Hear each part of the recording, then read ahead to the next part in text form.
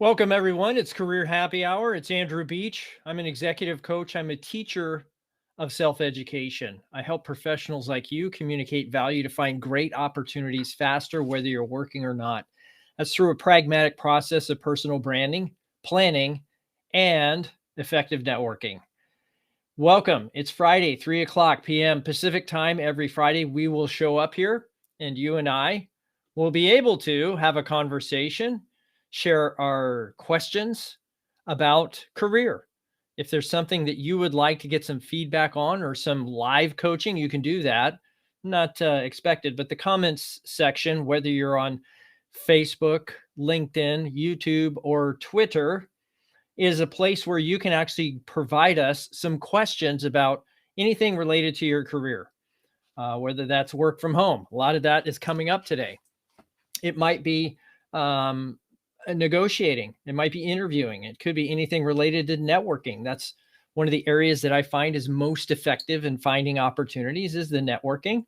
And many of you may have the same experience. Now, also, depending on the platform you're joining from, you might notice that there is a link out there that will allow you to join live, meaning, hey, you and I can come up side by side on the video and we can actually have a live coaching session right here today. And if that's something you're interested in, that's in the chat or in the description of any of the platforms that you're joining by. So let's see. I'm wondering if I'm actually broadcasting here. Let me check. Yeah, it looks like I'm broadcasting, and many of you may have noticed that I've been doing this through an events page. And so sometimes it shows up, sometimes it doesn't.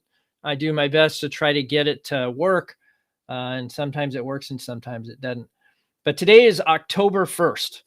October 1st. So I was really thinking today, what would I talk about on October 1st? And for me, I wrote down some notes. October 1st is the first day of a 90-day cycle. It's the first day of a 90-day cycle. Some of us might call that the fourth quarter. Other companies run on a fiscal year, so it's not the fourth quarter. But generally speaking, most organizations run on a calendar year, and this is the beginning of a 90-day cycle called the fourth quarter. What does that mean? What happens typically in the fourth quarter is that organizations are looking at the finish line. They're also looking at planning for next year. They might be thinking about headcount changes or reorganizations that might be happening to go into 2022 with a new approach. Whatever that looks like, they're looking to make a difference. And I was starting to think about, if I was in the marketplace right now, or even if I wasn't, would this be a good time to consider, what are the options or opportunities available to me? And honestly, it would be. I always encourage people, whether you're working or not, to set an appointment with yourself.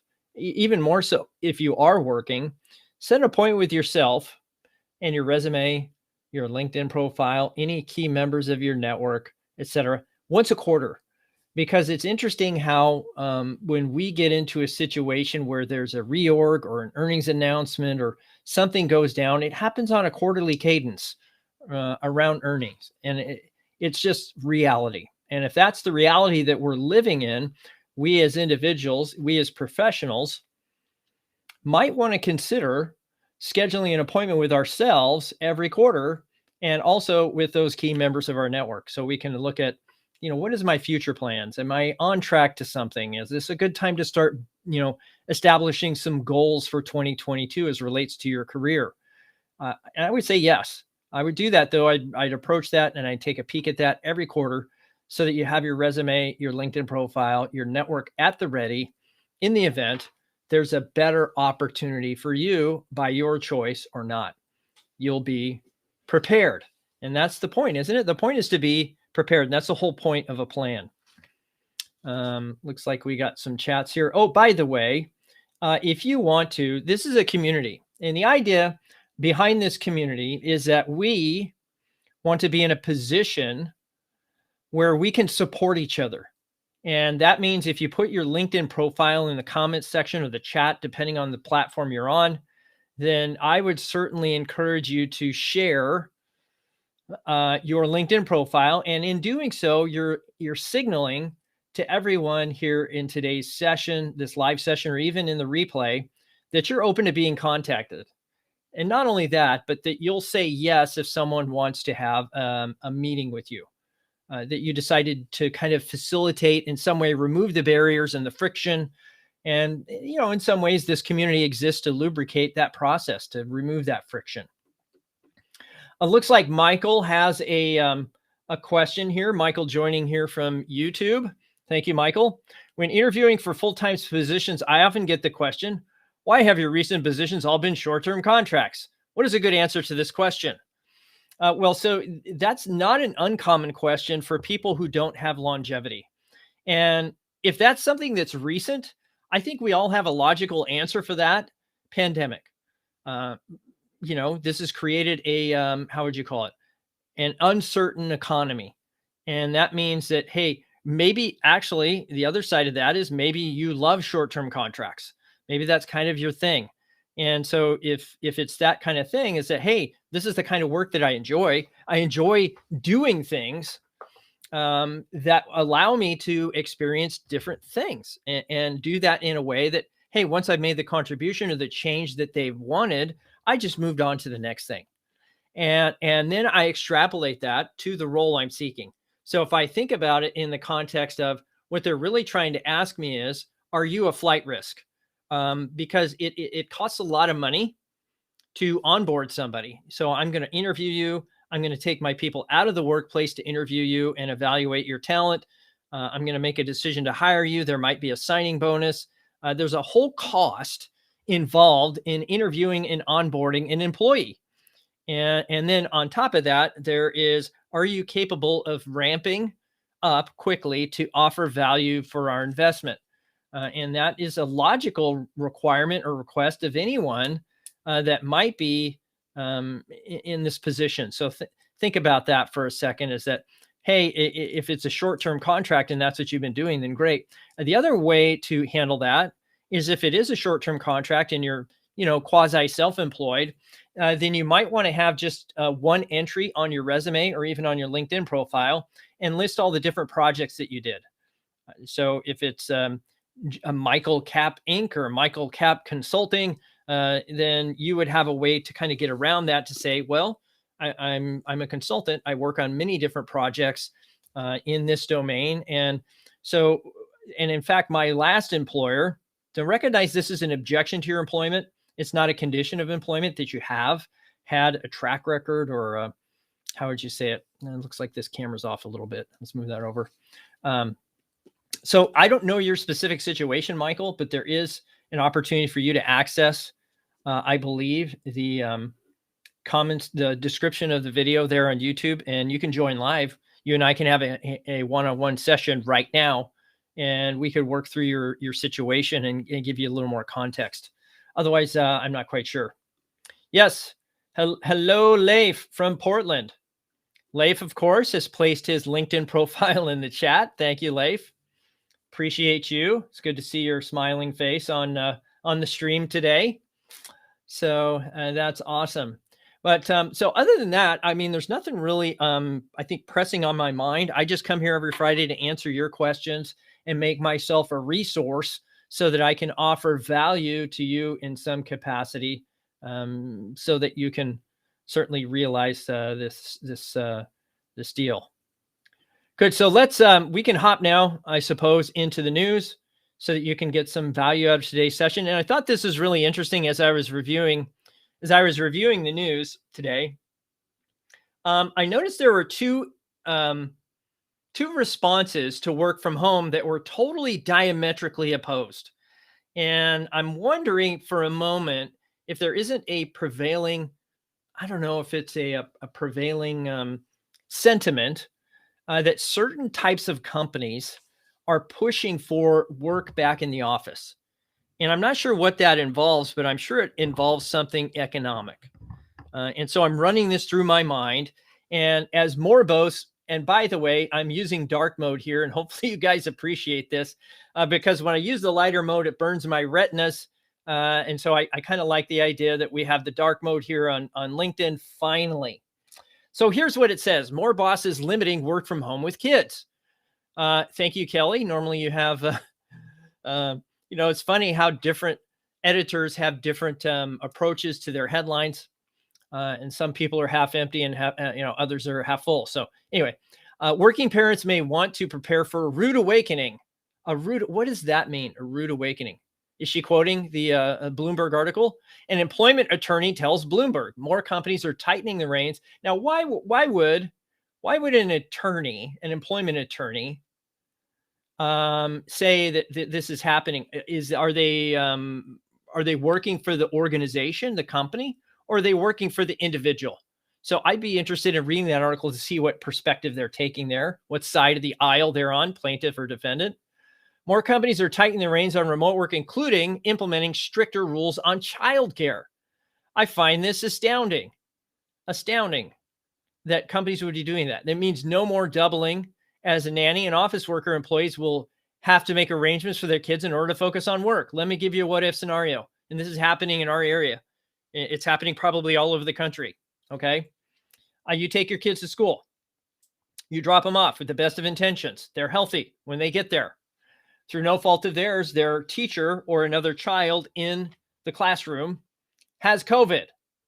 What do you think happens? Well, they quarantine for 14 days. All those kids are sent home in some cases, not always, but in some cases, they're tested and sent home, and they're quarantined for 14 days. So what are you saying to me? I have to now go find a daycare that's going to take a potentially COVID positive child into their home? I don't think that's going to happen, folks. And so this kind of approach, in my estimation, in my perspective, is not a very well-informed approach, nor is it very empathetic to what's happening today. So it says here, technically, it's nothing new. Such rules existed before COVID, but its impact will be more widespread as employees continue working from home after the pandemic. So here's my anticipation, is that people are going to be forced to make a choice. And if you're forced to make a choice, then that is going to damage, first of all, that's going to damage your employment brand. If this is the stance you're taking, it's likely you'll want to reverse it. And it's likely that you'll have to reverse it because you won't be able to hire anybody because you've built a reputation as someone who's inflexible and managing by demand or telling your people how they will live their lives. And that's just not something I think is congruent with creating a situation where companies are going to be, good news for companies that don't have this policy, including, by the way, the diametrically opposed article here by Jana. PW staffers say so long to the office. And so here's the glass half full.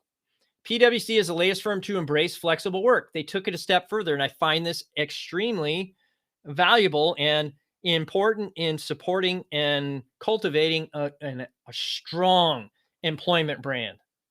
They said allowing nearly 40,000 of its 55,000 employees to work remotely. You would expect that, right? Many companies are doing this, at least in the white collar world.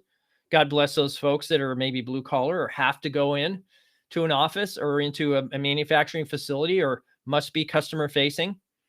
It's a different category altogether if you have to be attached to your work. But in this case, you can work remotely, and they took that a step further.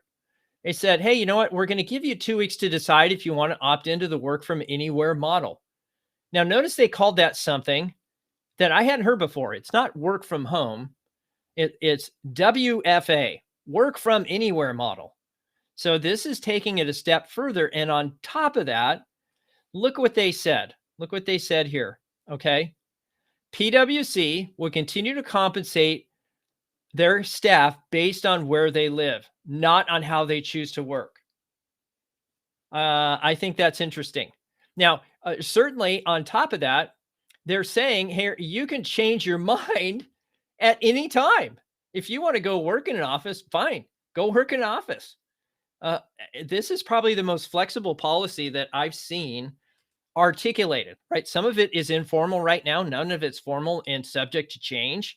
And that, I think that for a lot of employees is a spot not to be in, is you're always worried about what the next decision is going to be. Do I have to do vaccine or not vaccine? Can I work from home? Can I not? What happens if my kids, it just creates a lot of anxiety and stress inside your workforce. And what's going to happen? Your productivity is going to go down. It's only logical that that will happen. Whenever there's this much change outside of your employees' control, you're going to have a decline in productivity. Now, as a job seeking professional, you also want to discern for yourself what is your hopes and dreams and vision, and what is your ideal situation when it comes to this kind of policy. Some of you may lean toward the work from office because you know what? You're like, hey, I miss the office. I miss being around people. I like to get out of the house and go somewhere else. I feel more valued. I feel stronger. I feel more confident. Whatever that is perfectly fine. Just know what that is for you. Now, the other part of this is, do you want to be paid based on where you live or how you choose to work? Or do you want to be paid based on the value you deliver to the organization? Because isn't that what pay should be tied to? Yes, I understand there's cost of living variances and all that's valuable. But that's typically coming from people that, you know, have have a need to analyze everything, analyze in a dollars and cents kind of way. Some things just have so much more value than dollars and cents. Like retention. Does retention not have a dollar amount? Yeah, but it's not tangible. It only happens if somebody leaves. Well, there must be nobody measuring that inside the organization. Is what is the cost of retention? How is that impacting the bottom line? So just to take a moment and discern for yourself, how do you want this? What kind of corporate culture do you want to be aligned with? And if it's not there, then how do you create it? If you can't create it, then you might look for something else. So there's ways that you can advocate for yourself and make this certainly a more palatable situation. Okay, so let's see what else is going on in the news here. The C-suite keeps getting bigger. Well, that's not very exciting. More chiefs and not enough Indians. That's a tongue-in-cheek reference. Anyway, let's see here. The number of C-suite titles is soaring, with chief diversity and inclusion officers most in demand, according to LinkedIn's latest workforce report. God bless LinkedIn that they're sharing their data. I really appreciate that. Hiring for the role soared 111% as a share of all hires from 2020 to 2021, about a year. That's even faster than last year when chief diversity officer hiring skyrocketed 84%. There's also significant gains made for other chief roles in the analysis of 51 C-suite titles on LinkedIn: chief underwriting officers, chief people officers, and chief legal officers. Interesting. That doesn't mean that the suite is actually expanding. It just means that there's, I think, more titles in that space. So, I mean, I guess I would be curious to know if there actually is an expansion of the C-suite and what that reporting structure looks like.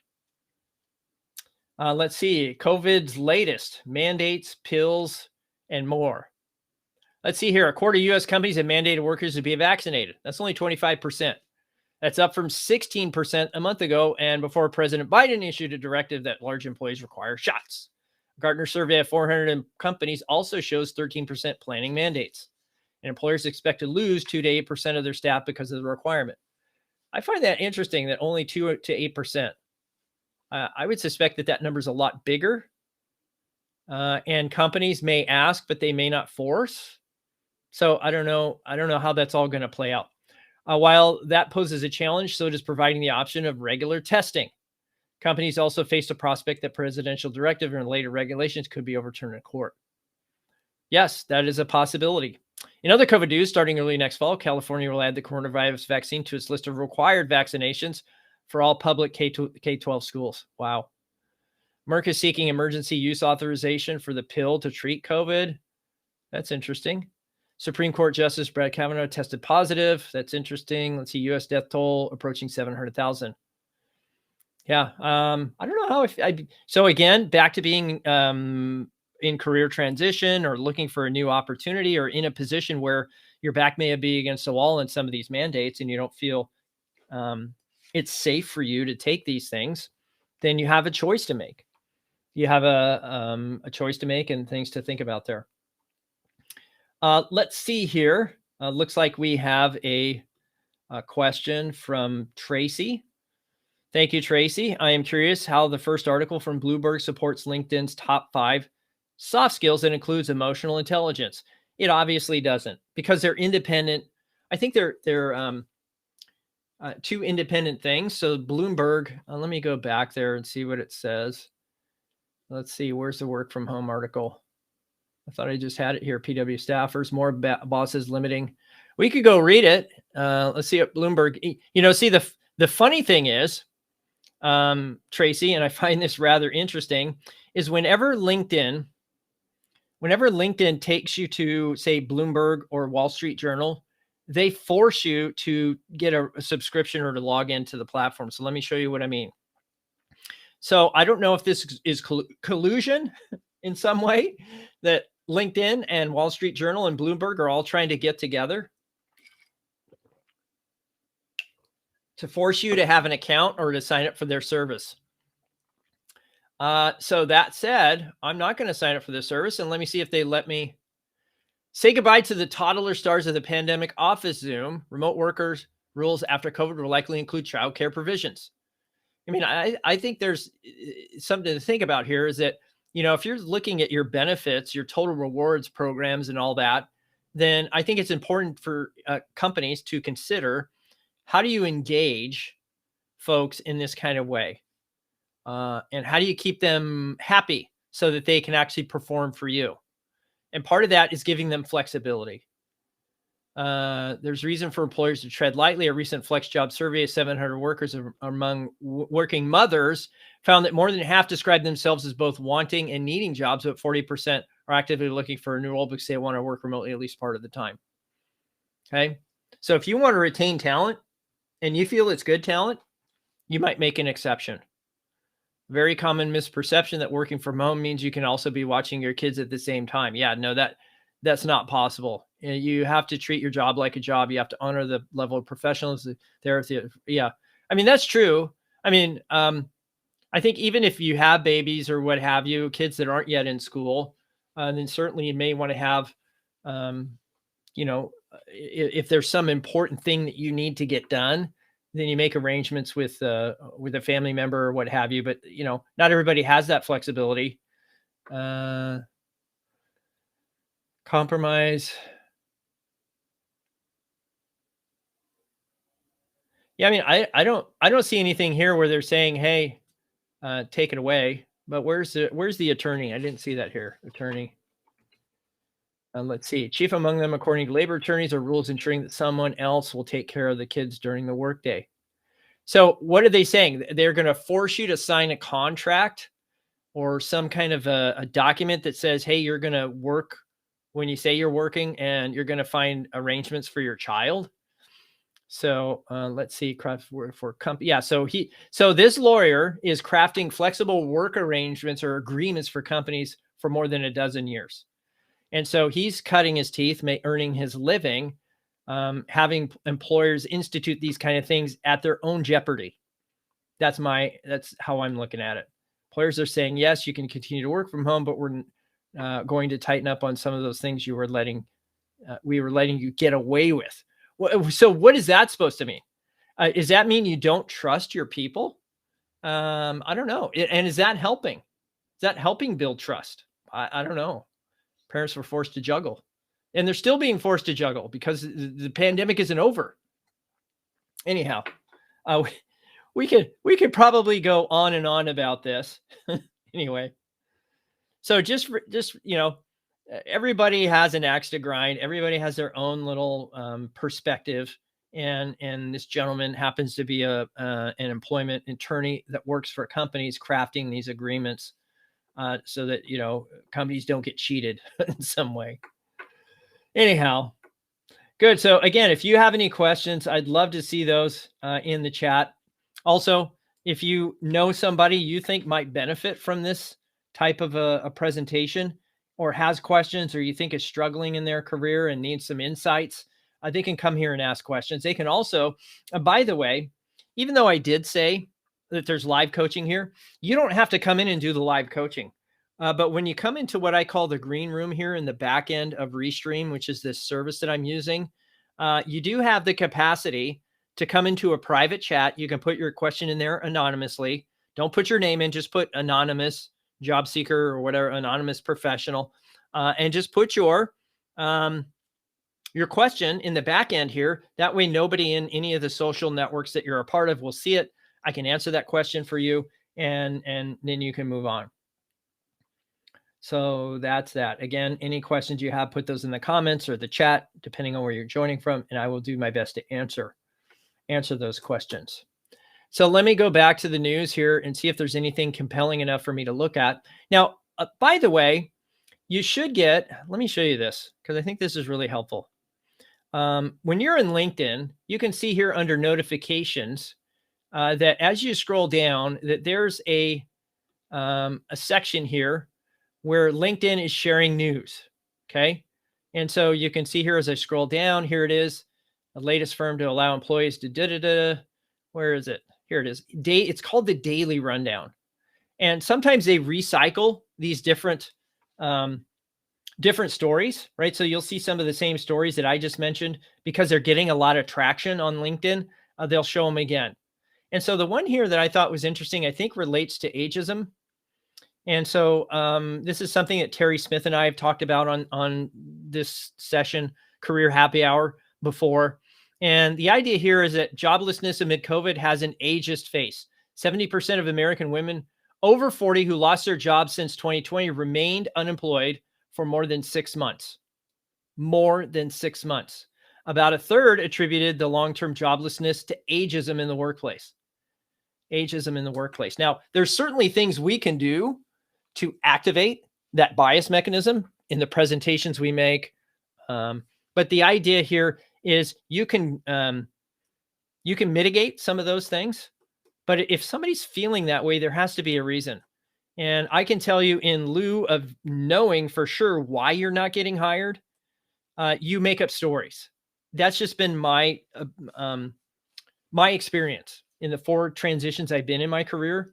I felt certain ways because I wasn't getting any feedback from the hiring marketplace. Therefore, I said, it must be my age.